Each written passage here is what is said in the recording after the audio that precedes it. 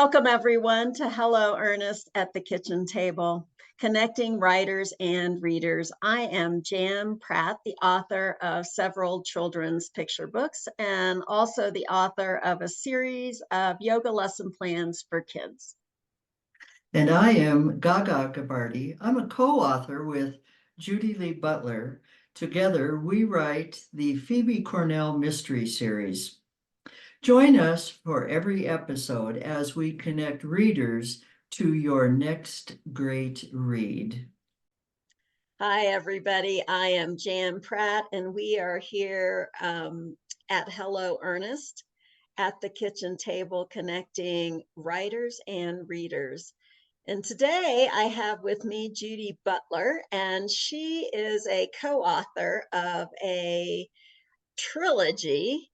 And then she has a newer book coming out that I'm going to let her tell you about in just a little bit. But first, Judy, why don't you go ahead and give us a little biography of who you are, where you're at, and what you like to do outside of your writing habits. That's great. Hi, Jan. So glad to be here today. Well, I am talking to you from the beautiful state of Wyoming right now. We live in a small town called Buffalo, my husband and I, and just absolutely love being here. We've traveled a great deal since we've been married over the last 25 years and lived in several states, but we started out in New York. I was born in Brooklyn, went to school, college upstate New York between Rochester and Buffalo, New York, and then move on down to North Carolina, where I got a master's degree in education, but in special education, specifically learning disabilities. So at that point, I was pretty much done with the elementary school education, and was fortunate enough to be hired by IBM, and I worked with them for 20 years. And then retired, and ultimately my husband and I moved to Buena Vista, Colorado, and that is where I met my co-author, Jean, and we kind of changed the concept of retirement. We decided we were going to write books together, and through the writing group in Buena Vista, we branched out and have created this trilogy of books that we've written, and have just finished up book number 4, which is a prequel to our trilogy. So tell us a little bit about that trilogy. First, like, where did the idea come from? Well, Go ahead. Excuse me, Jen. Go ahead. No, you're fine. You're fine. Okay. I know that because of Buena Vista, that some of your ideas are local, but our listeners probably don't know that. So go ahead and tell us a little bit about that. Well, Jean had invited me to join that writing group in Buena Vista and Chaffee County, and I was like, I've written things like proposals and more like commercial type writing, never, writing a novel. And so, well, let's just go and enjoy it. It'll be fun. So we went to a session that was at the National Mining Museum. It's called the National Mining Hall of Fame and Museum, and went through a session of writing a short story, short mystery about mining. Long story short, the president of our group came to us after reading our short stories and said, you two need to put your 2 stories together and write a novel, because you've got a novel between you. And we looked at each other and said, why not? And that's what we did. But our initial short stories are printed in this Mysteries from the Museum, my thing's falling out, which is available at the Mining Museum. And it has got 10 different short stories, all from the people in the writing group. And so that was the genesis of our writing, and that got us writing this trilogy, which begins with the last Hurrah, and it's a Phoebe Korneal mystery. Phoebe is our protagonist. We followed that with The Last Slide and finished the trilogy with The Last Line. So we've had great fun doing these books, and people have read them and enjoyed them, the humor, the history, and just getting to know a strong woman and who knows what she wants in life and goes after it. But they wanted to know a lot more about Phoebe. Readers did. They wanted to know, what was she the way she was or is, and why is she kind of anti-men, and what different things about her personality. So after a lot of inquiries, we decided it would be a good idea to write that prequel. And the prequel will tell the story of Phoebe before she moved to the central mountains of Colorado. She lives in Salt Lake City, and we get to find out a whole lot about her and her personality and how she evolved into being the very, very delightful but strong woman that she is. So you mentioned strong woman a couple of times. I know that your series of books are kind of maybe that cozy mystery or light mystery genre, but do you have a hidden agenda there with this strong woman character? Yes. What's your message? Right. A message is that women can stand on their own 2 feet by themselves. They can do well. They can be successful in the world. They can have dreams and goals, and they can go after them and reach them without necessarily a man to be the one to make it work for them. And the series of books has not only Phoebe, our lead character, but other women that are strong. Talks about women in history that have been strong and have created good lives for themselves. And so we've had a lot of fun with that. Our books also have a little history behind it. Of course, The Last Hurrah, the first one, is a lot about small town care, people caring for each other, looking out for each other, taking care of each other. That's been a fun one to do. And The Last Slide talks about, perhaps, I'll think of it in a minute.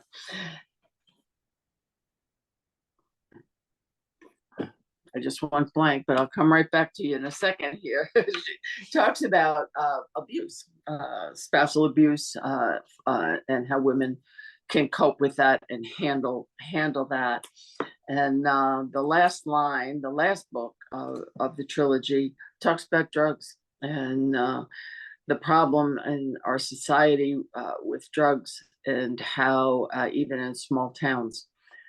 All that being said, those are issues that are serious issues to deal with, but yet our books are still light, filled with some humor.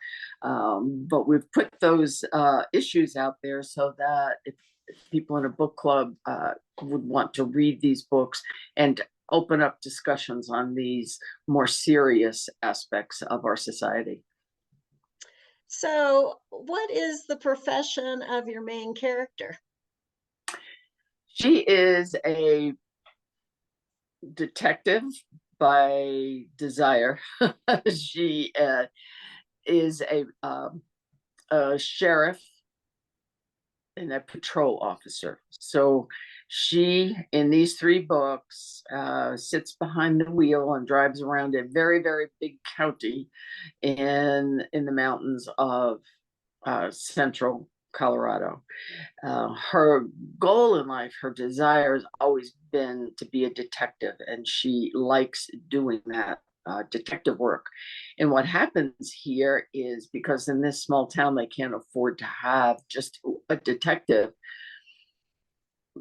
that's all the detective does, they call upon her whenever a situation arises in town that calls for a detective, and that's what she does in each one of these books. Situations arise, and she's very intense and very focused on being able to reach down into a situation and be able to come up with what's really going on. A lot of the people around her and some of the other officers just kind of blow things off, including the sheriff himself.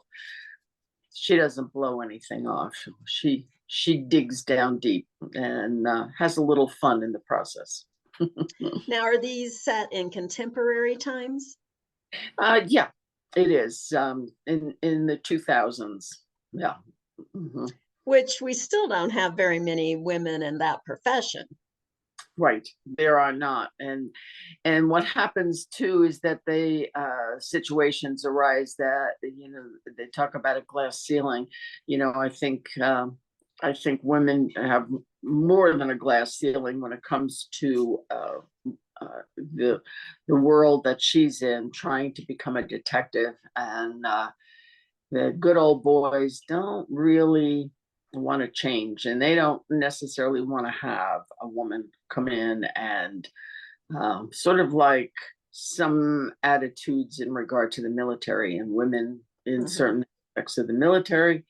And she faces this on a regular basis, and she has to fight to show her capability and her ability to solve these crimes when other people cannot. You've mentioned a couple times that there is a little bit of history in your novels. Is that from the area around Buena Vista, Colorado, or is that the Wild West, or where do you bring in that historical piece? We well, the answer is yes, but more specifically, Jan, the answer is the town that the stories take place is based upon Leadville, Colorado, which is about 30 miles north of Buena Vista, where Jean and I, co-author Jean and I, lived when I was still in Colorado. And it's very high. It's like 12,000 feet. It's a small historic town, a mining town. That's what it was. It mined gold, they mined silver, an element called molybdenum, which I can't say, but it's rare. And there's a big mine that still exists up there. So we use that town and the history of the town, the people that built it, and the people that mined it, and what happened over the years. And we've used a main secondary character whose family had really created a lot of the mining there. So we have a lot of that history of that geography around Leadville, as well as the state of Colorado, but more specifically that mining world that occurred. And Leadville was in the late 1800s, was huge in mining. Mm-hmm. Now, to get that information, did you do a lot of research before you guys started writing this story, or where did all that background information come from? Well, we got a little to begin with when we were at the museum up in Leadville. But the truth of the matter is, Jean, co-author, GaGa, is the historian. She has done the primary research, and it really evolved as we started writing the first book. And she really enjoys that, delving into the history of what's going on. So she did that, brought that forth, and we found ways to incorporate all the different pieces of information that she found in our stories. So that's been a lot of fun, and I'm so grateful for her doing all that. Now, in your books, do you give away that it's Leadville right off the bat, or does the town have another name? Or That's right. We call it Oresville. Our Gotcha. town is Oresville. And I would say that somebody who is from Colorado or the central part of the state, especially, would recognize it as Leadville. But somebody outside of Colorado would not necessarily recognize what it is, you know. Yeah. Could be any small town and Yeah. hiding in the mountains, huh? That's exactly right. It certainly could be. And we enjoy part of that, you know, that people could relate to what it's like to be in a small town, wherever the small town is, and how people Exactly. relate to each other and look out for each other and are aware of what's going on around them. Yeah. So you've mentioned your co-author. How does that process work for you all? Sometimes you think it's hard enough to write all by yourself, but then to try and coordinate with somebody else. Tell us a little bit about that process. Well, it's great. And because one thing it does, it motivates you, it keeps you on track to get the work done. But what our process is now that, and we did this even when we both lived in Buena Vista, but now that I'm here in Wyoming, why we sign up with a FaceTime and micro, that word processing program, not Microsoft, the other one. Oh, Google Docs. Google Docs. Thank you so much. It's late in the afternoon for me. anyway, we do that. So different times bring different methods. There are times when either one of us will have written something, a chapter, part of a chapter, and then we get together and read that out loud and make changes, modifications, additions to it, whatever it needs to have done to it. Other times we are throwing an idea around, what this is what we think should happen. This is what Phoebe would do. And we will write it right there, you know. And the wonderful thing about Google Docs is that you can see what the other person is doing, and we will write out, you know, pages, and then, as always, go back together and read it out loud, and then make those modifications and additions, and make sure that the order of the work makes sense, and go through that process of changing it. We are very fortunate in that we get along beautifully. We enjoy the process. We enjoy each other, and so it's great fun to do this and come up with something that's that we can actually have published. You know, it's like, wow, that's great. So it's been a wonderful experience doing this. But I can tell you personally, had we not been doing it together, I probably would have stopped a long time ago. Mm-hmm. So now all of your books are self-published, is that correct? That's correct. Right. It goes through Amazon Publishing, and so that's a nice situation. So our books are available on Kindle.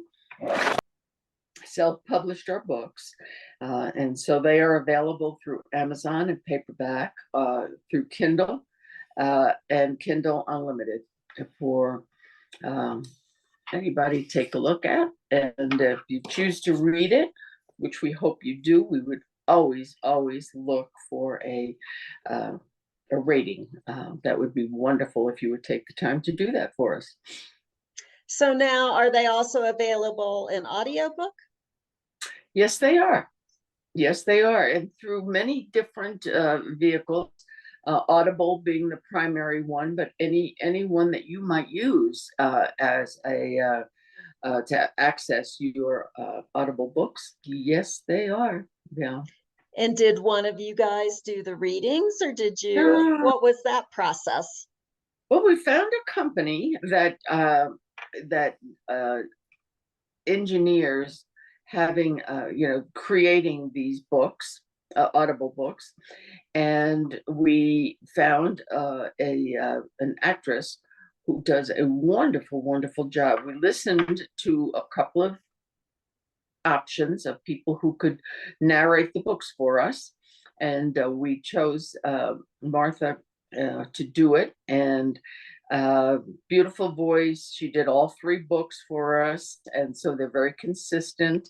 And she does an excellent job. So we're really thrilled with that. And so anyway, we have that available to anybody who likes audiobooks. Now, when you were looking for someone to read them, did you have the voice of Phoebe in your mind, or were you just looking for someone who could represent the entirety of the book? Interesting. I think what we looked for is, yes, somebody who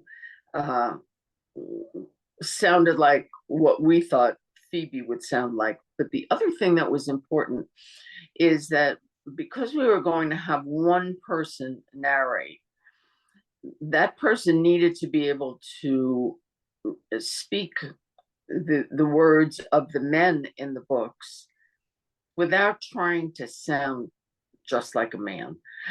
So this woman who did it has got the tone of the men as well as the women, and changed her voice and accent according to what they were, who the character was.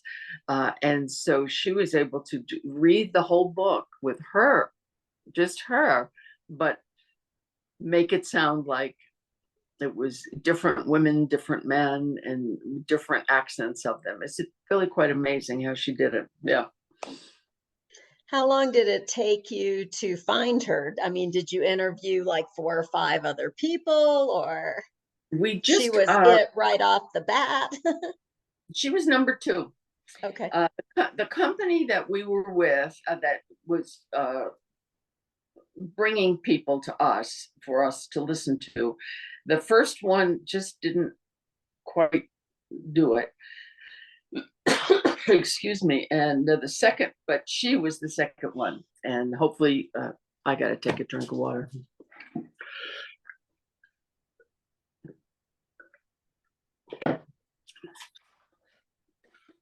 Excuse me.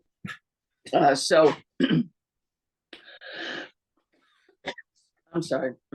So we were just thrilled with her voice, and we got to see her work while she was doing the taping.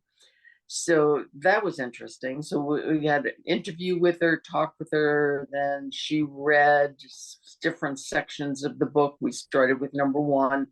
And so, we were able to build a relationship with her, explain what it was that we were looking for, what we wanted. And then she just took off. It was terrific. Yeah, we was very happy with it.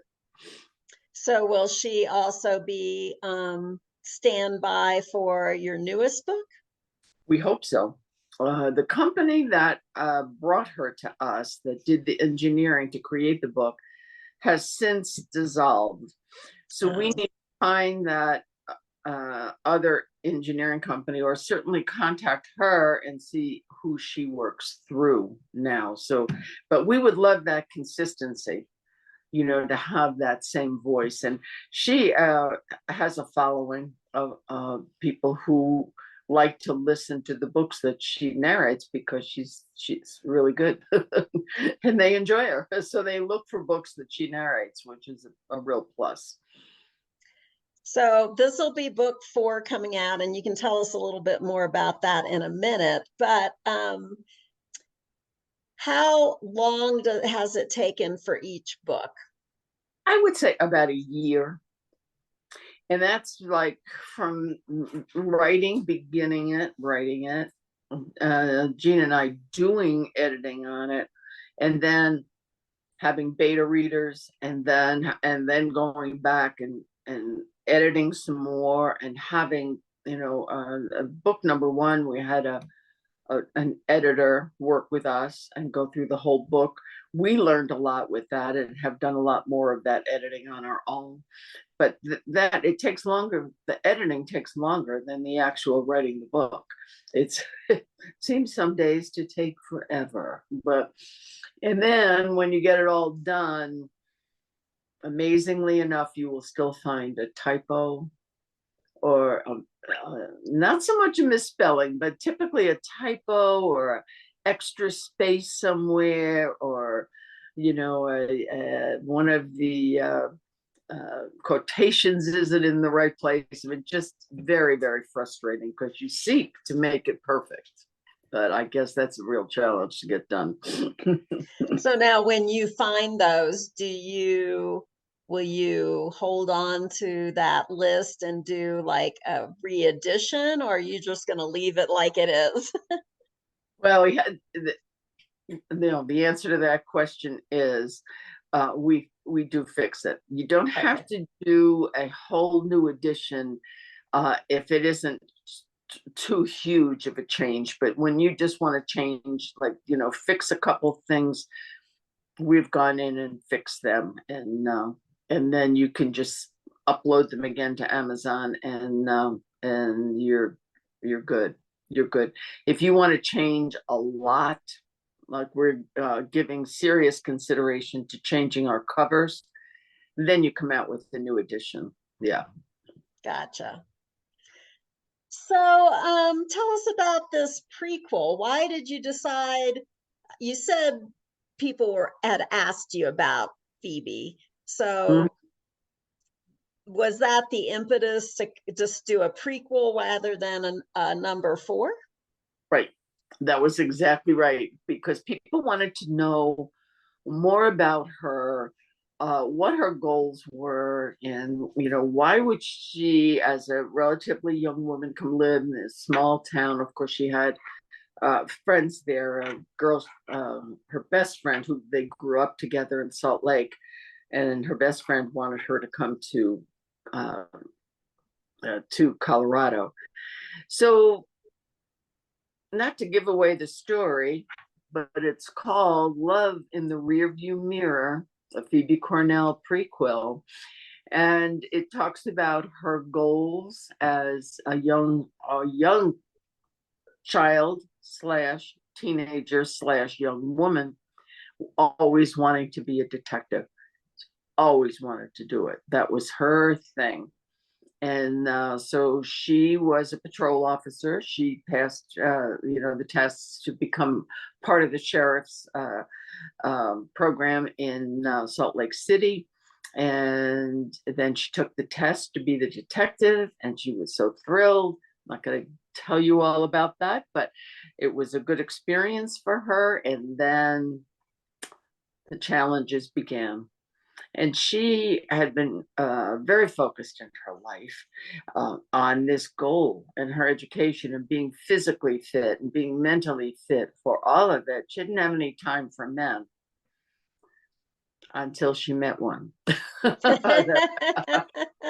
Right. And so the story evolves about her challenges in becoming a detective in a man's world, and a relationship with a man who was a bit of an egotist, and that evolves throughout the story. Yeah. So we had a lot of fun writing this one too, but it was good. And as we developed our character even more, we enjoyed the process of figuring out her and what was going on in her head. And I had a beta reader read this, and she said, and the lady that read it was 79. She said, I'm reading this, and I got so angry at Phoebe because of what she did, or what she was doing. She said, then I had to remember how young she was. And when I was that young, I would have done the same things. So it's very interesting how she related, right? To what life is like when you're in your 20s versus when you're in your 70s, and what you've learned in between. I got a kick out of that. Well, do you have a little snippet to read to us from this newest book? Ooh, Isn't it hot off the presses? Do I have that right? Not quite. We're still got a little editing to do, but once we get that done, we're hoping that sooner than later we'll have that out for readers who want to read it. So maybe this summer. Oh, yes, definitely this summer. Definitely. Okay. All right, let's hear your snippet. A blue-eyed blonde vision reaches down to help me stand. My hands stay in his for an extra heartbeat.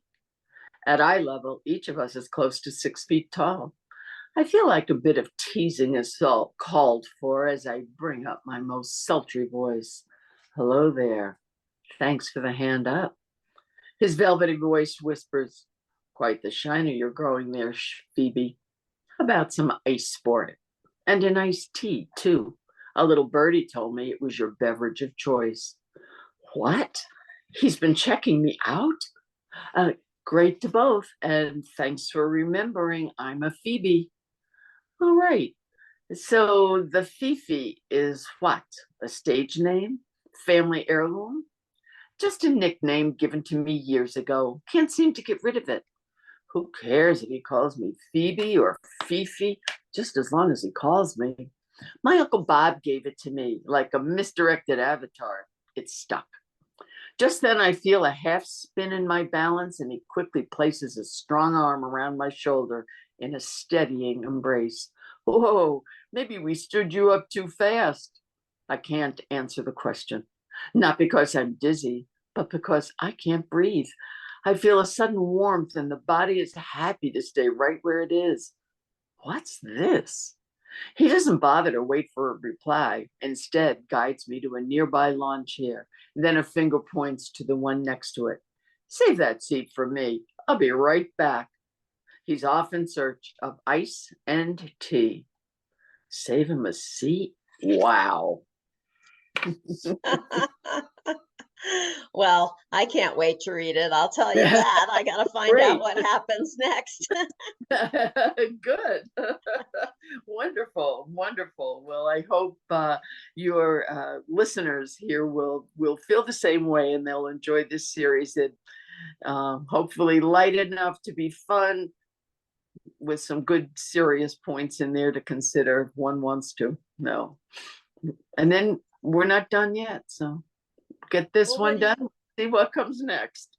Oh, do you think it'll be a number 4 or something completely different? Well, we have been thinking about taking 1 or 2 of the characters that are in our first 3 books and starting a series with that character, and keep Phoebe involved also.